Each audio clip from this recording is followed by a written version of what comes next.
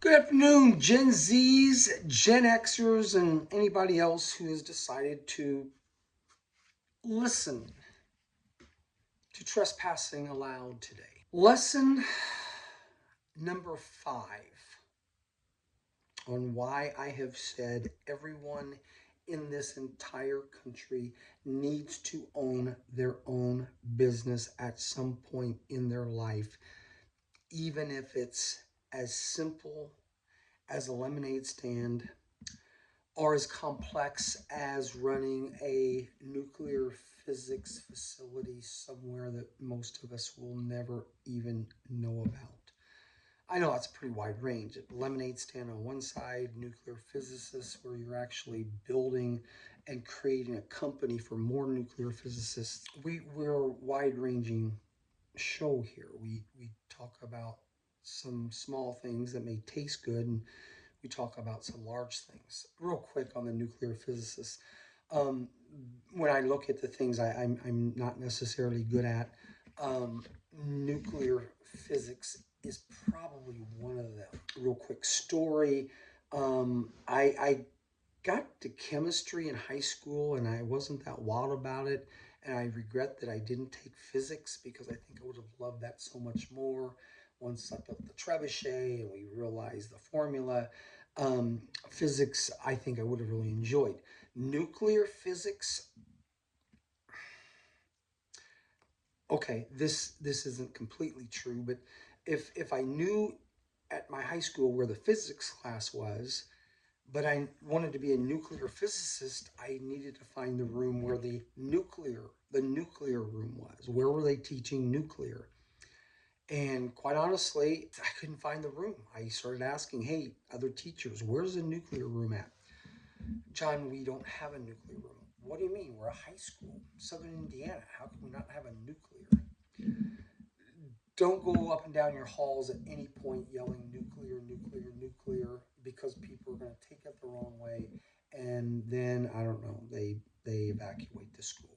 Okay, I did not do that. Okay, I will tell you a little later about a building I did evacuate one time in a matter of 10 minutes, but that's the self-deprecation phase of this particular podcast. Today we are going to talk about in better detail that when I say to you that in reality life can be this simplistic, okay?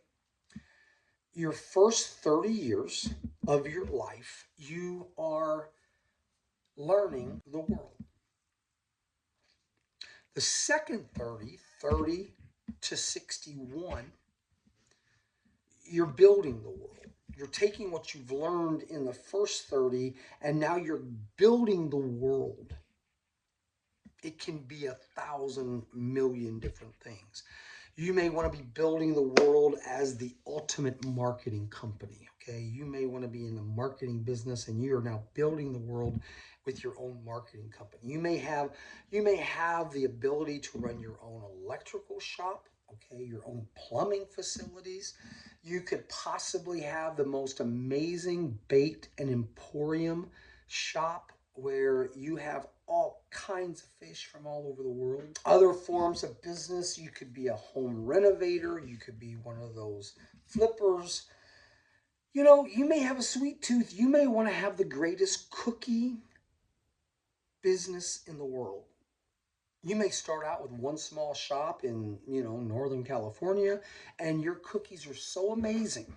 And you've got such an amazing marketing company that suddenly everybody in the world wants your cookies. Okay? That could be you. Your dream, your passion is your passion. But first, you got to learn a little bit about the world, okay? And that 1 to 30 that we're going to spend a little time on is all about learning your world, okay? It's simple initially. We have to learn to eat, right? Okay, if we don't eat, learn how to eat, know where the cookies are in the cabinet, we're not going to be very happy, okay? We have to learn how to talk, Okay, that kind of helps. Walking is important. If I want to get around the world someday, I got to go from crawling to walking, and I got to need to learn that. Hopefully, I have some parents and some people are going to teach me how to walk. Maybe I want to learn a little bit of football. All right, go out in the yard, play with some of the neighbors. Football, alphabet. What age were you when you learned the alphabet from A to Z, and you could say it forwards, backwards? Okay, here's one: alpha, beta, gamma, delta, epsilon, zeta, eta, theta, iota, kappa, lambda, nu, mu, xi, omicron, pi, rho, sigma, tau, upsilon, pi, chi, psi, omega. Okay, yeah, I learned two alphabets and one was Greek. Don't test me on that one, but you see what I'm saying? Learn the alphabet. Okay, hopefully, this is really important. I say this all the time. Hopefully, you're learning some math. Okay, at many levels in school, grade school, high school, college, please learn some math because math is going to really help you with owning your own business. If you don't know a lot about math and you're depending on somebody else or even Siri to help you with math, you're going to have some issues. You may learn how to swim during this time so you can go and frolic in the ocean, the river, the pool, the pond. I was more of a pond person than, people thought. You're going to learn how to clean your room. It helps, okay? Cleaning your room, at least when somebody comes and surprises you in your room, if it's clean, you feel a little bit better. Yeah, some people just say, screw it, it's my room. Hopefully, you're going to learn a little bit of history. Okay, I just want to talk a little bit about history, whether it is the history of the United States of America, the history of Europe, the history of the world. I really want you to concentrate and try to learn as much about the history of our country as you can. Way too often, I see people making some really, really bad decisions because they haven't studied history. And sure enough, they're repeating the same mistakes somebody else has made. The beautiful thing about studying history is you learn from history. Mike Gable, I'll tell you a lot more about Mike Gable. And quite honestly, I want to congratulate Mike Gable. He just retired officially here in Evansville. I told you many times Mike Gable will be the first person, my first full, true, 100% interview. Mike Gable was also my history teacher, and he made history exciting. Every day would go into his class. Is there anything in the news? He would ask. Every day, anything in the news, which meant those of us who read the newspaper or maybe watched a little news last night, we got to say something. But learn some history, people, because if you don't learn history, you're going to be really confused when you try certain things. And then when it fails, people are going to say, didn't you understand what they meant back in the 1950s when they tried this and this and this and it didn't quite work? Please learn some history. 1 to 30, learn some history. You might know how to push a lawnmower. You might know a little landscaping. Hey, you may even learn how to fish. If you learn how to fish and you have a place to fish, you at least always have something to eat. Remember, giving a man a fish feeds him for a day. Teaching a man to fish. But in the first 30 years of your life, just think of it as I'm learning the world. And while you're learning the world, there's a good chance you may start learning the kind of things you want to do for the rest of your life. You may start learning what your passions might be someday. But learning the world from 1 to 30 is that time in your life where if you learn it correctly, you spend the right amount of time learning your world, it's going to make the next 60 to 70 years go much easier, much better. You're going to feel wiser. Some people want to have a very expansive type of learning. They want to study 10,000 different things. Some people, no, I don't really want to learn that many things. I just would prefer to learn a few less, but I want to really, really get into it. Okay? I know a few doctors. Some are very close to me. Some are just people that I met at the hospital. But doctors, you want to be a doctor, man, you better really feel comfortable reading lots of books, learning big words, understanding formulas. But whatever it is you think you want to do, you better realize your first 30 years you're learning the world. I will be honest and say that, okay, now I've graduated from college, okay, and now I want to jump into this type of business. I want to jump into this type of career. I still believe your first 5 years of that career, you're learning very much. You're learning an incredible amount. I don't think you're building the world necessarily. I think your first 5 years, you're still learning it.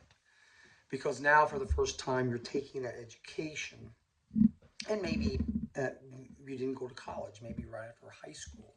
You're now taking what you learned in high school, and now you're starting to want to build the world. But I understand that first 5 years, I think you're still learning the world. I will say this much: TikTok, YouTube. YouTube is so amazing that, what you can now do by asking YouTube a question that can be answered in seconds, where back in the old days, it took you days, sometimes weeks to figure out how to do it. But learn the world in your first 30 years. Whether you just learn how to walk and talk, or you just figured out that nuclear physics is what you want to get into, and maybe someday, take a trip to Mars. I don't know and I don't care. But here's a really quick example of when you learn the world and you learn what you're doing and you get good at it.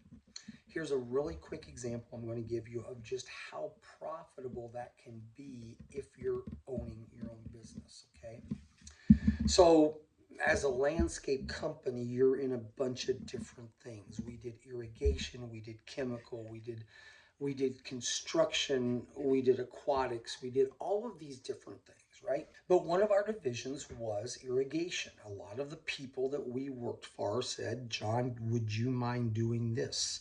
Would you do our chemical work? Would you do our irrigation work? Would you do this and this? And I did. I had a hard time saying no, because part of it was a neat challenge to say, okay, how long would it take our company to learn to be a good irrigation company? Not really all that long. A couple trips up to Indianapolis, a few seminars, a little bit of video. It's not all that hard. It's pipe, it's wire, it's a couple controllers, it's understanding friction loss. For some, may be confusing, but for people that are already digging, sure, we can do irrigation, right? We got pretty good at it, to the point where commercial properties were saying, hey, we want you to come in and do our irrigation. And I had a couple people, again, that I hired, that I trusted, that did a very good job. But here was the cool day. One of the companies that we were installing for, they had a engineering company that came in first and laid out the irrigation system, and basically blueprints and what size pipe and how long and what size heads and this and that. But somewhere in that blueprint, there was a part where, before the sidewalk was to be laid, they were supposed to lay a sleeve down, meaning they were supposed to put a piece of pipe about 3 inches in diameter underneath the sidewalk, so that when we brought our main line, which was 2 inches, we could just slide it through the sleeve. All right? Don't get caught up in what is a sleeve of irrigation. Just understand that under a sidewalk, which was about 4 feet wide, there was supposed to be a 3-inch pipe, PVC. Well, because of distractions, confusions, and all kinds of things, the sidewalk was put in. And when my company was getting ready to put our pipe through the sleeve, guess what wasn't there? Yeah, they forgot the 3-inch sleeve. All the 3-inch sleeve was like 5 feet long, and it was just supposed to be piece of pipe, probably it cost about $2 or $3 back in that day. Unfortunately, I had to let the engineer of the operation know that they forgot the sleeve. So he now had to have or find somebody that was willing to come in, and now they had to put this sleeve in, right? It wasn't going to be us necessarily, because it really had to be the company that screwed up in the first place. Well, long story short, when he calls the company to tell them they got to put the sleeve in, the company came up with some idea that it wasn't necessarily their fault, but hey, the sleeve had to be put in so John's company could get the irrigation put in. The engineer asked the question, okay, guys, what is it going to cost to put this sleeve in? And the answer, because they felt like they needed to bring in 2 or 3 guys, they had to have some kind of a boring system, they had to have a piece of equipment, it was going to take 4 to 6 hours to get everybody involved. The answer was $1,600. He wasn't happy with that answer, but the bottom line was that's the only option he thought he had. $1,600 to put in a 3-inch sleeve, a pipe 5 feet long. I'm thinking, okay, I've been in this business for a while, and I'm thinking about, yeah, I know the equipment they're talking about. I know their plan on what they think they're going to do and how they're going to do it. And I just kind of said, we'll call him Bill. Hey, Bill, if you want this done quickly, but for $1,600, I think I can get it for you by the end of the day, because the other issue was the company that was going to charge them $1,600. It was going to be like 3 days before they could get there. Bill was so upset with this other company. John, fine, $1,600. I'll give you $1,600 to put in the sleeve. Okay. Because I had done a little research and I knew a little bit about sleeves and irrigation and concrete sidewalks and all of that, my mind said, wait a second, for a 4-inch sidewalk, if I could dig a 1.5 feet on one side and I could dig a 1.5 feet on the other side, and all I needed to do was take kind of a rod and just with a sledgehammer and sledgehammer it through, and then I could just take that sleeve. I don't think it was going to take 4 or 5 hours. I did exactly that. I took my king of spades, I dug out one side, I dug out the other side. Yeah, I had to be a little bit below the gravel that was underneath the concrete and so on and so forth. But in 45 minutes, the sleeve was in. In 45 minutes, my company was now able to move forward.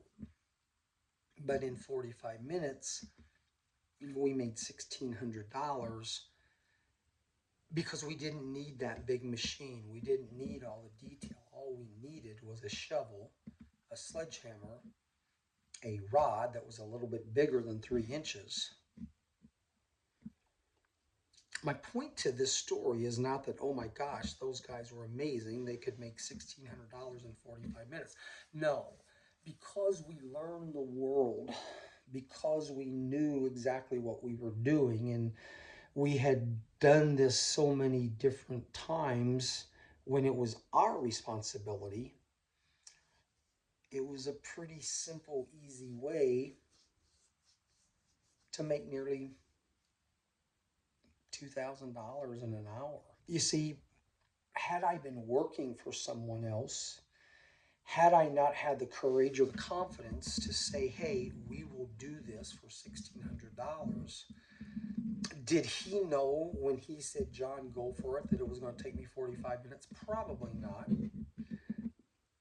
Did he ever come and find out from me exactly how we were able to put the sleeve in between 3 and 4 o'clock? No, he didn't do that either. But when you learn the world correctly, and when you can have the confidence to say, I'm not afraid to make $1,600 in 45 minutes by using a $4 or $5 piece of pipe and a sledgehammer and a shovel, that's what you have the ability to do. And here's what I can tell you. There are people listening to this right now that can say, John, I learned how to make $45,000 in an hour. I have made $20,000 in an hour. The point of this is there's always going to be a better story. But for me, new, younger company, this is what again gave me the confidence to say, okay, man, if we can do this, imagine what we can do in 10, 20, 30 years. All right. I have now learned the world. I am now building the world. Building the world means now for the next 30 years, I am going to take everything I've learned in my first 30 years and I'm going to start building the world. Whatever my expertise is, whatever I'm good at, whatever I'm comfortable with doing, I don't care if it's 2 hours a week, 20 hours a week, 45 hours a week, or 90 hours a week. Now I'm beginning to build the world. As I'm building the world, I'm learning every day. Some people will build the world one department at a time. Some people will decide that their comfort level is to do one thing every day, same thing. This is what I'm comfortable with. I tried that once, and after about a week and a half, I got so bored doing the exact same thing every day. I realized that I wasn't going to be good in the factory. But maybe during this time, you're going to learn your passion. And as we talked about, when you learn your passion, the thing that you absolutely cannot sleep at night because you're so excited about what you're now doing, what you can do, what this can lead you to do, the ability of, oh my gosh, now at the age of 30, I am now understanding that if I continue to move in the right direction, at the age of 32, I can plan my 60, 70, 80, and 90 years. Let me say that again. If I have my own business and if I'm learning how to do certain things and a couple of them become my passion, that literally at the age of 25, 27, 29, 31, you can start doing things that you know will set you up for your last 30 or 40 years. Sit on that for a little bit. If I am working for someone else and most of my day is under their control, and all I have is a few hours in the evening and weekends to maybe go out and look for my dream, look for my future. I'm not going to have the availability every day to have the freedom to think about where do I want to be in my 50s, 60s, 70s, 80s, 90s, and beyond. Or at least not with the control I have if I have my own business. Now, talking to you Gen Zs and Gen Xers a little bit. There may be some of you out there that you're in this situation right now, whether it's your own business or you're working for other people. You may now be in the last 6 years, you may be on your 37th job. But finally, you think you have found the right job. I like my boss. I like my coworkers. I like what I'm making. I'm only working 40 hours a week, but you know, I like what I'm making. The work that I'm doing, I just like it. It's I go in every morning and I'm building the most perfect mermaid tails. I just love this work. I now have found my perfect job. I'm excited for you. I am, because this might be it. But if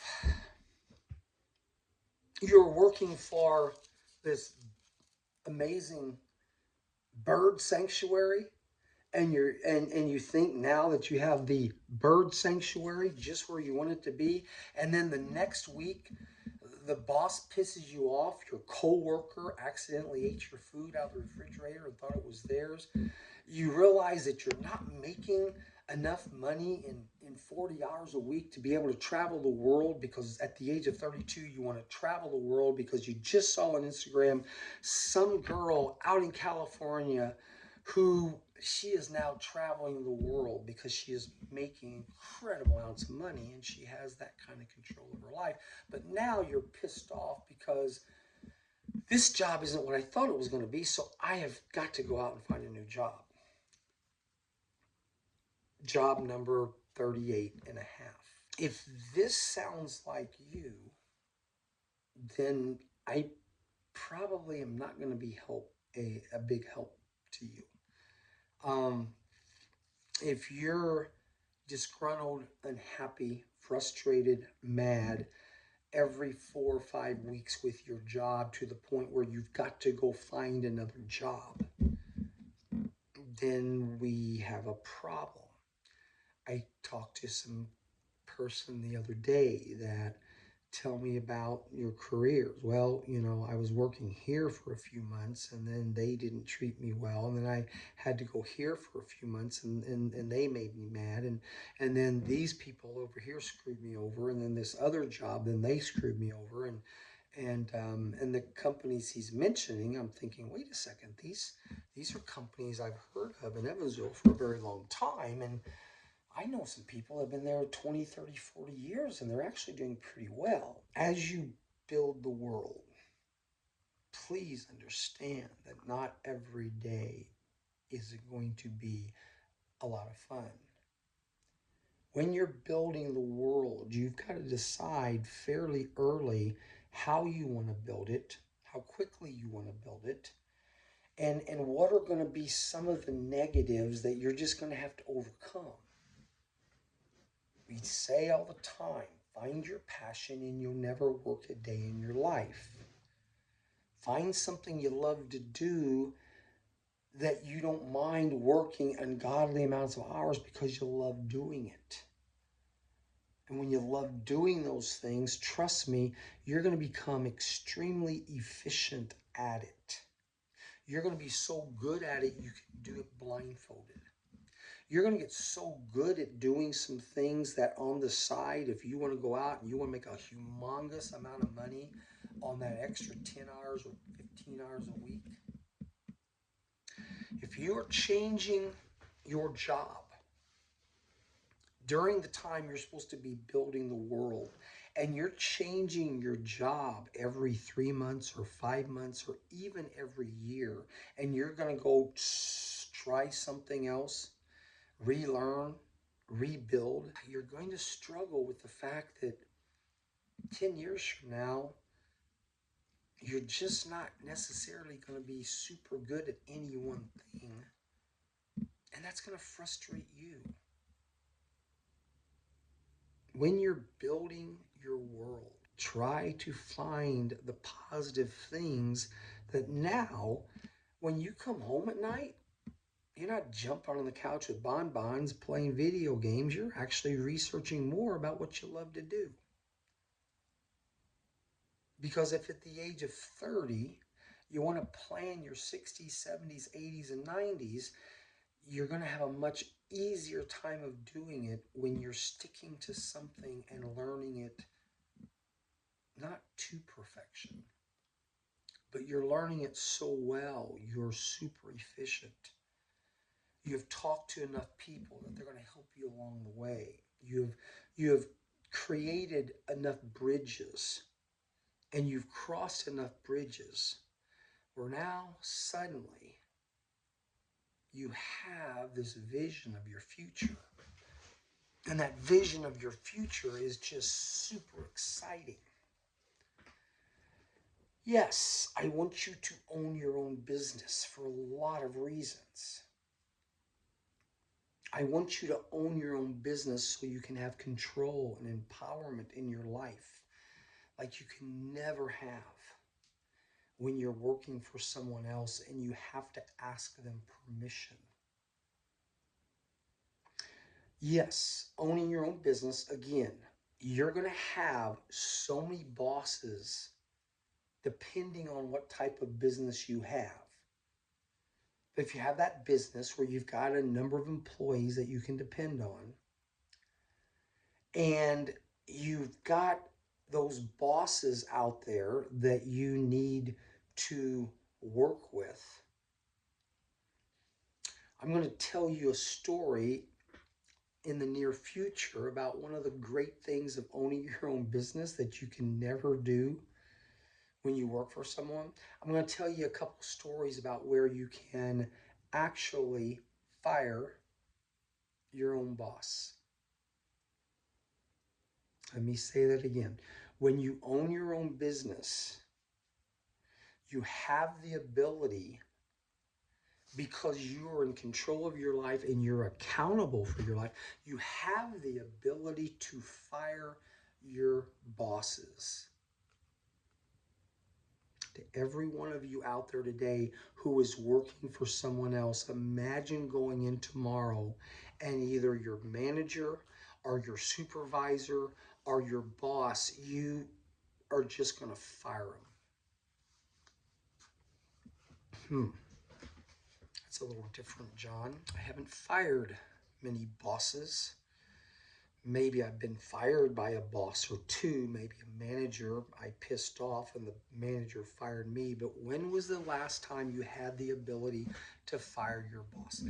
In the next month and a half, I will share with you one of the greatest reasons to own your own business is you have the ability to fire your boss. Can't wait, can you? I'll tell you this, in 30 years, I think I only fired 3 bosses. I think only 3 times that I have to fire 3 bosses. But the ability and control to fire your boss, man, that is empowering. And it can be so much fun. More details later. A little side note for those of you who want to own your own business, and maybe you've got a spouse, a significant other, a partner, maybe they too want to own their own business. I will tell you this, for myself and my wife, she also ran her own business, still does. I thought it was very good for us to have 2 separate businesses. As I've mentioned, the fact that we could both come home at the end of the day and we could vent or we could discuss what happened that day. Having 2 different entrepreneurs in the house, especially with the fact that we were both pretty different, was, I think, a very positive thing for us. Um, we could come home at night and I didn't have to ask her permission on 10 different decisions I had to make that week. I didn't have to do that. She's a jeweler, okay? She didn't have to come home and ask me permission. Can I buy a laser welder so I can do a better job of engraving all kinds of gold and silver and jewels and all that? For me and my wife, having 2 separate businesses, I think was pivotal in our ability to um, make money, spend money, enjoy money, and yet every night we could share our day. And think about that. If you're in a business or you're going to get in business, and you know, if your significant other says, "Hey, I'd like to, you know, be in your business or start my own business," I'm just going to tell you that I believed in our case, 2 of us having 2 separate businesses was a very positive thing. So, 30 to 60, I'm building the world. 30 to 60 with duplication, I have 11,000 days to do something positive. 11,000 days that if I can just move the ball just a little bit farther, just a little bit farther, just a little bit farther in 11,000 days, it's going to be pretty cool to see what all of that ball movement can do for you. Remember though, Write this down. Gen Zs and Gen Xs especially. If you're of the baby boomers or you're, some of these old people, if you haven't written it down and you understand by now, it really doesn't matter. You're not going to change. But this is important. So often you hear people talk about all the great, wise decisions, all the monumental, smart things they did that got them to where they are. Their success, and again, my definition of success, it's not always a number. Success is a feeling. When you put a number on success, sometimes you're never going to be satisfied with that number. To me, success is more of a feeling that says, okay, wow, planned this when I was 30, continued when I was 35, 40, 45, all along the way. I had more and more and more fun all along the way. I got to do some things that people just kept shaking their heads, and then they're like, what's he going to do next, right? It's important to understand that if you're going to move consistently over 11,000 days, it's not the big smart decisions you make. It's not making bad decisions. Time will tell. But if you are one that you find that you're making bad decisions sometimes consistently, that on my 11,000 day journey while I'm building the world, I am having these hiccups. I'm doing some things so wrong that I just screwed up my next 500 days. I just did something so stupid, and I kind of knew it before I did it. I did something so stupid that now I'm going to have to take a real big back step because either my attorney or my therapist or my wife or somebody is now telling me that you really screwed up. You really screwed up. If you've got those on your track record, you've got to make some changes. It's not the super smart decisions that people make all the time. It's the people that don't make the bad decisions that I cannot say I'm moving forward. I'm moving in the right direction. No, I just hit a big wall.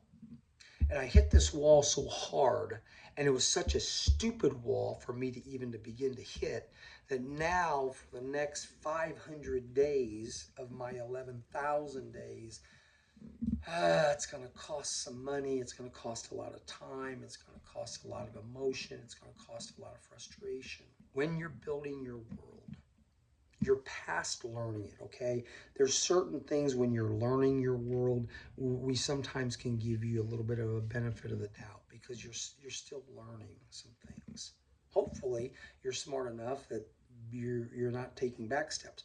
But when you're building the world, hopefully you have the maturity and the realization that, okay, now I need to take everything I learned here and now I need to put it to good use. You're never ever not going to have that moment that you make the mistake. That makes us human. Dumb tax, stupid tax is what my friend Dave calls it. We have those stupid tax moments. How often are you having them?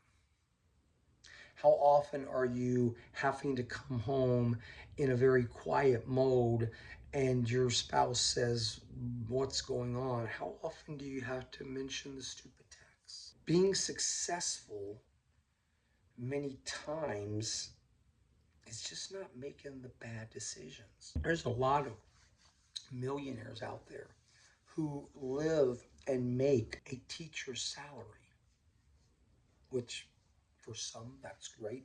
For a lot of people, that's not a lot of money.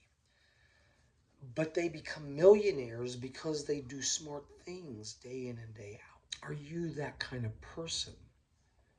Are you day in and day out, if you had to keep score, how many smart decisions did I make today and how many dumb decisions did I make today? What does that data sheet look like? All right. I promised you a self deprecating moment, right? You ever wanted to clear a building?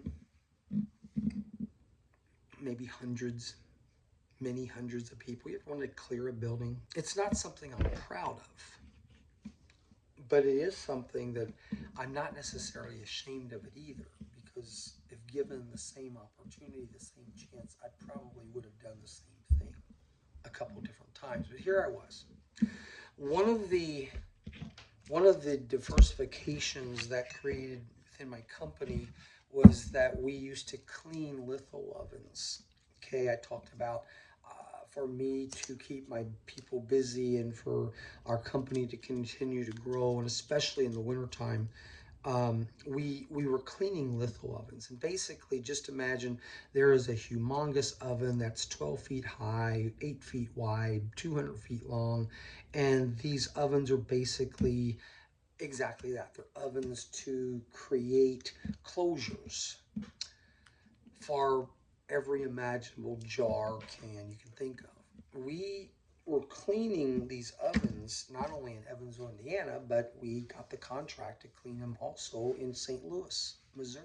I'm only telling you this story because today on my walk, the idea of clearing a large group of people in 10 minutes just kind of came out of nowhere, and I thought I'd share it with you. So here we were.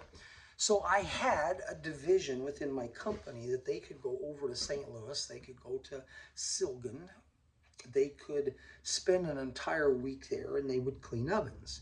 And each one of these ovens, they had these huge venting systems that the heat and particulates would come out of the oven. It would go up a vent, then it would go parallel to the roof, and these ceilings were probably 30, 40, 50 feet high.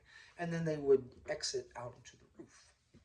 My my manager, who was running this part of my company, calls me one day, hey, can you come over to St. Louis? We want to talk to you about one of the things that are going on and blah, blah, blah, and this and that. Sure, I can do that. So imagine this company was probably 3, 4 acre. I mean, it's humongous.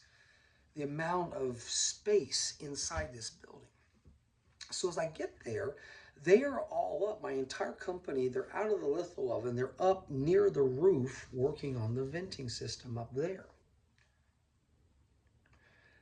I called them and I'm like, hey, I'd like to come up, get with you guys. Maybe I'll even scrape it with you a little bit. I'll put my sit suit on. How do I get up there?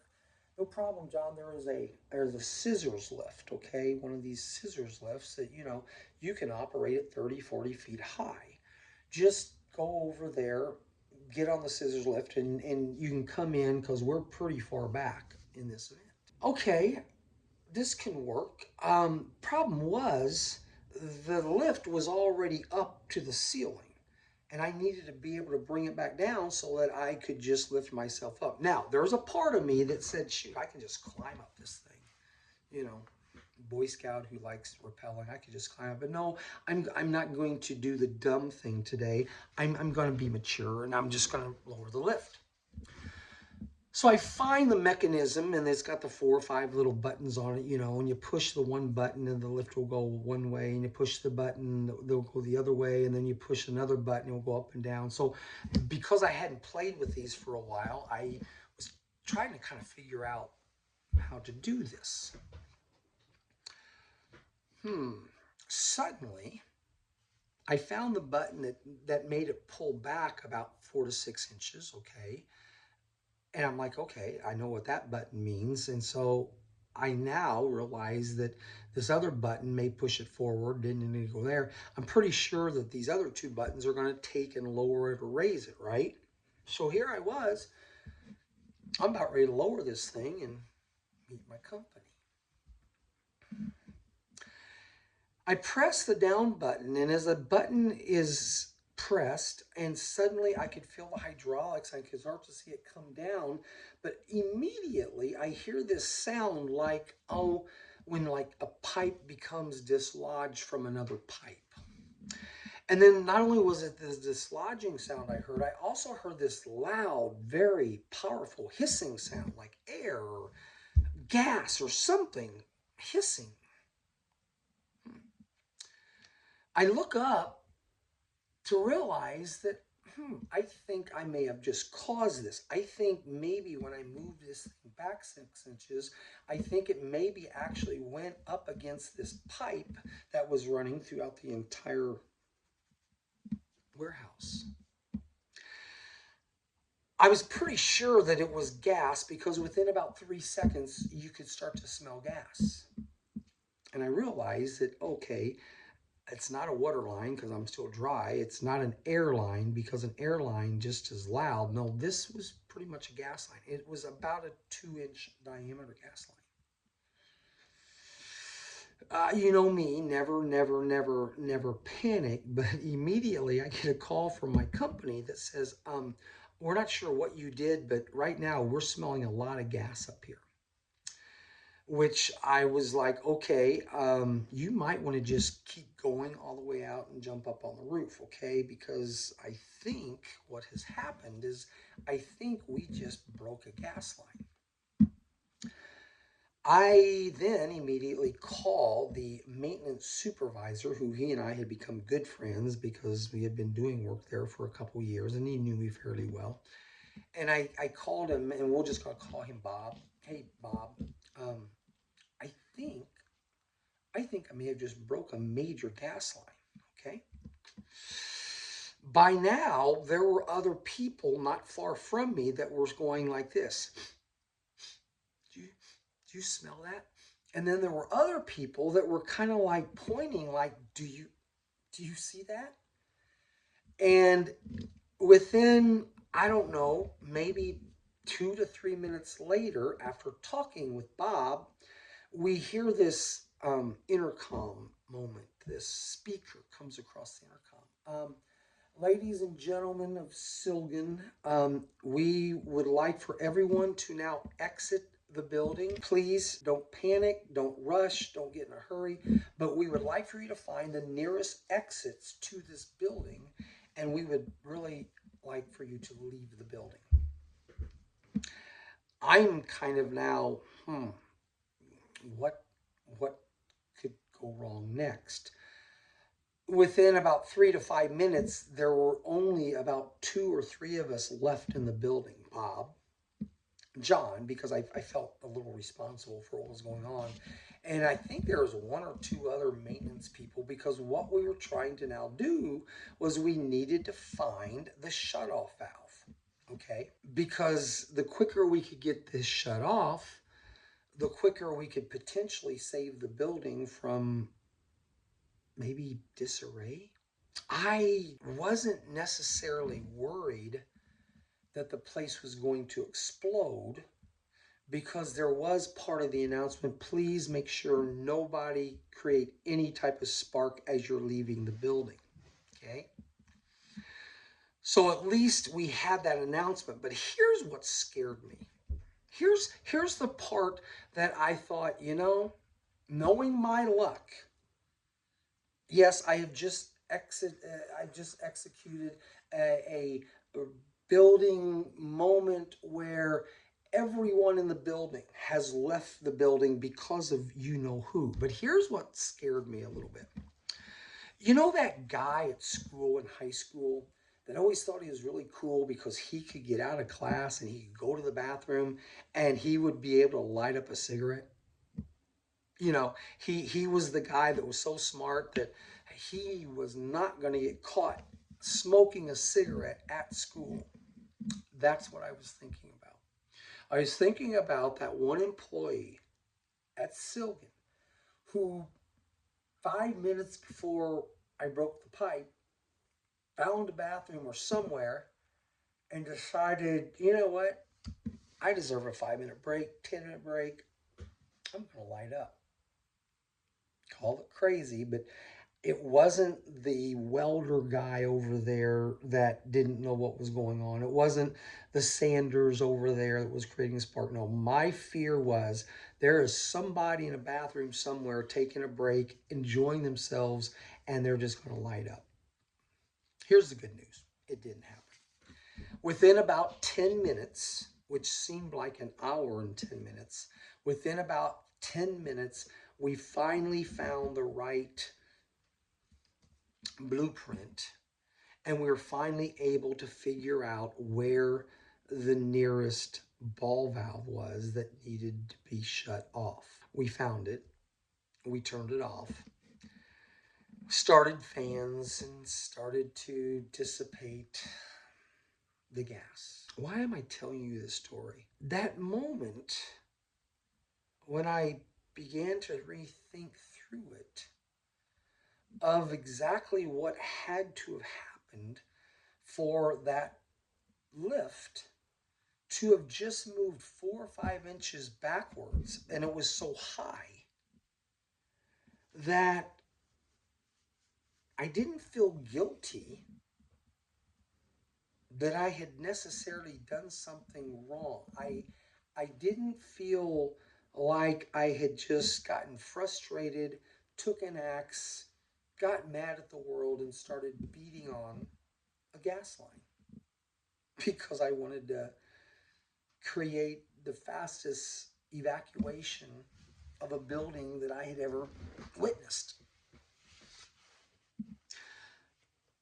I felt bad for the fact that I'm sure somebody was going to have some questions. I would probably maybe have to fill out a report, but here's the amazing thing. I never, other than Bob, never went any further than that. I do is interesting. About a year and a half, 2 years later, they closed the business down, and maybe it was the fact that this business, they knew that it wasn't going to be open much longer. But amazingly, I never was sitting at a desk with guys in white shirts and ties that wanted to know what happened. I think because I was just 100% honest with Bob and said, Bob, this thing was 30, 35 feet up in the air. I moved it 6 inches. It must have caught on to one of the lines. I guess by telling the truth. Bob was like, yeah, no, it's fine. We're going to be okay. Everybody got their 20-minute break outside. They probably enjoyed it more than their normal break. I don't know. You're going to make mistakes. Things are going to happen in your business that you just have to realize, okay, here's one thing I could have done. I could have called one of my employees. Hey, why don't you come? Why don't you get on the lift and come on down and get me? But honestly, the probability of thinking I was going to cause a major evacuation because I moved the lift over 6 inches and down, and I don't know. So again, one day I maybe figured out a way to make $1,600 in 45 minutes. The next day, I am creating havoc for 300 to 400 employees that, and luckily Ralph Fred was not in the bathroom smoking at the time. Thank goodness. But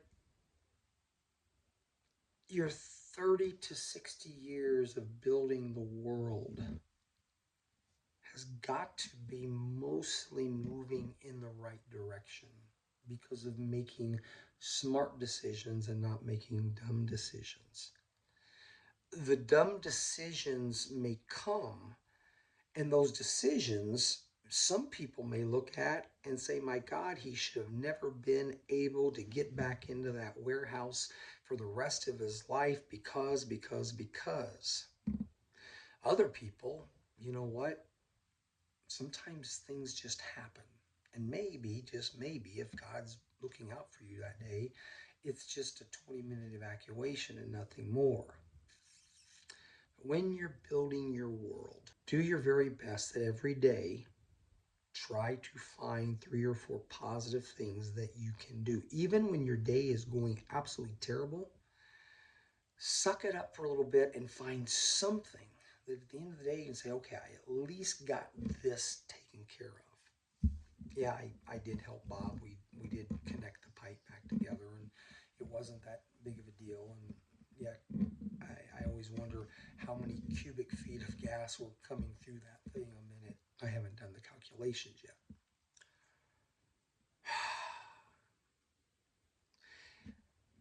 Build your world is really planning your last 30 to 40 years. If I'm building the world correctly between the ages of 30 and 60, and I have the vision to think about my last 30 or 40 years, then by God, when you own your own business, you can start to think about the 60, 70, 80-year-old guy when you're 32 and 33 and 34. I want you to be your own businessman because of the freedom, the control, the empowerment it will give you every day. That because I have good employees and I trust these employees, I can look so far into the future and start to plan.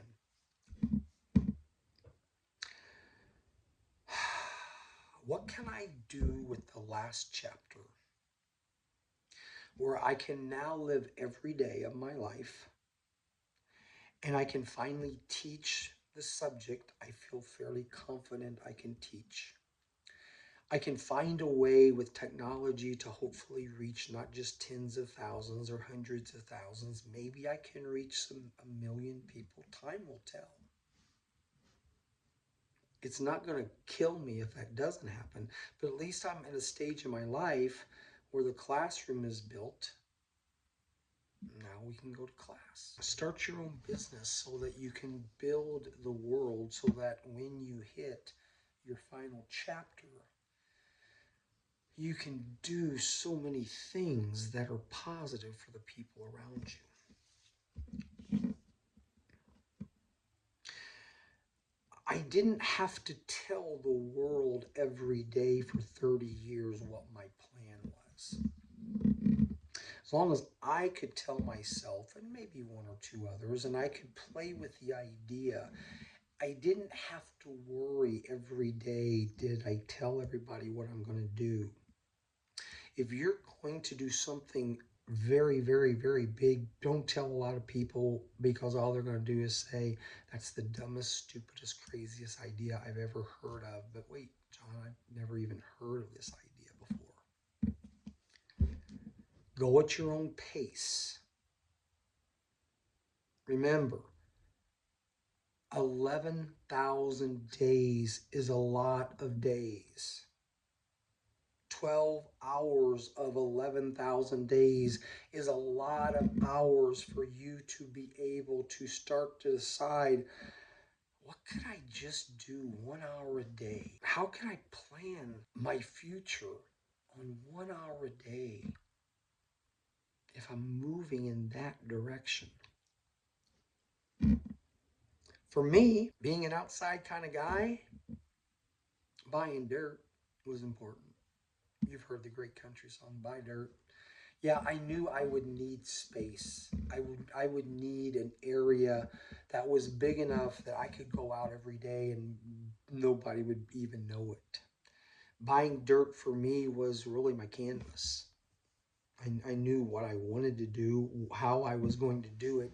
I knew that, time was on my side. So for me, buying dirt. If you want to have the most amazing marketing company in the country or in the state or in the region, okay, what would that take? When do you need to start? How much do you need to duplicate yourself?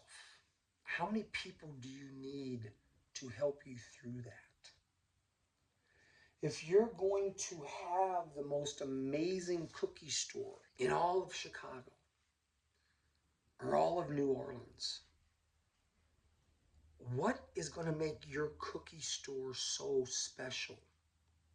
What marketing will you have to do? What is going to have to make your cookie so amazing? Some guy a long time ago, he wanted to make chicken special. He wanted his chicken to taste so good that everybody would go to his restaurant to buy his chicken. Now, he wasn't a general, he wasn't a captain. I think he's just a colonel. But he figured out a formula so amazing that people really liked that chicken, and they would drive a long way and they would spend good money for that chicken. So you've learned the world. You're now wanting to build the world so that someday, when technology finally catches up with you, you can spend your last 30, 40, 50 years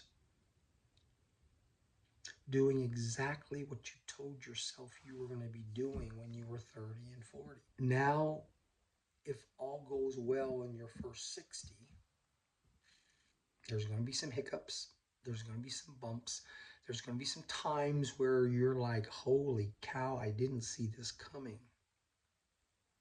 It's just one day, just one decision. You got 10,999 other days to make a better impression. But now, your last 30 years, 40 years, 50 years, now, if God allows, it kind of plays into this sometimes, you have the ability to improve mankind. You have the ability to help others who maybe need a teacher, who maybe need someone they can trust. I learn the world. I build the world. Now I'm going to go out and hopefully change the world for the better, to take and help mankind in the best way I know how. And that's what Trespassing Aloud is all about. I love my God. I love my country. That day, I really loved Bob because Bob didn't panic. When Bob heard the wind and Bob smelled the gas, Bob didn't panic. Bob knew it was just a matter of, let's get the people out. Let's make sure nobody starts some fire somewhere. But Bob didn't panic. He just was like, hey, we think we know where the shutoff is. So Bob, if you're hearing this story, I know you'll remember the day, right? I love my family and yeah, just loving people. I have found that the more people I love, the easier my life gets. The more people I love, the happier I am. The more people I love and I see the positive in them, the better every day goes, whereby I'm just kind of like, wow, I am one lucky son of a gun. Are you 1 to 25, 1 to 29, 1 to 30 right now? Keep learning. You're 30 to 60 right now. God bless you, man. Build this world the best you can. Take your God-given talents and build this world the best you can. And if you're semi-retired or retired, or you're in that last chapter of your life, you have an ability. I'm not going to say an obligation. That's up to you. You have an ability to take your first 60 years and share it and teach our next generations. Something tells me somebody probably did that for you. A teacher, a coach, a parent, a mentor. Get out there. Teach the world something. And hey, if you like the show, tell your friends. It is fun. I'm still learning a lot. I'm still going 1 hour and 9 minutes, but today, if you're going to go through 90 to 100 years, you can't do it in 5 or 10 minutes. Enjoy your day. Come back and see me.